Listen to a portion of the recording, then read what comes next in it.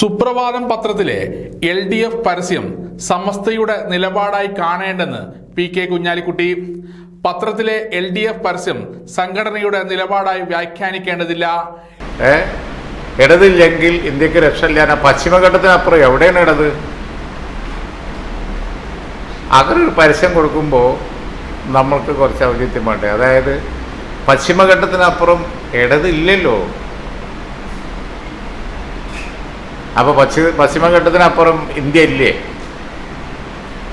പശ്ചിമഘട്ടത്തിനപ്പുറം ഇന്ത്യയിൽ ഒരു ഇടതു മുന്നണി സ്ഥാനാർത്ഥി ജയിക്കണം എന്നുണ്ടെങ്കിൽ തമിഴ്നാട്ടിലേക്ക് പോയാൽ കോൺഗ്രസ് സപ്പോർട്ട് ചെയ്യണം, ബംഗാളിലേക്ക് പോയാൽ കോൺഗ്രസ് സപ്പോർട്ട് ചെയ്യണം, ത്രിപുരയിലേക്ക് പോയാൽ ഒക്കെ മുന്നണിയാണ്. അപ്പോൾ ഇവിടുന്ന് അങ്ങ് പോയാൽ പിന്നെ തീരെ ഇല്ലാത്ത ഒരാൾ പറയാണ് ഇന്ത്യയിൽ ഇടതു മുന്നണി ഇല്ലെങ്കിൽ ഇന്ത്യ ഇല്ലാത്ത.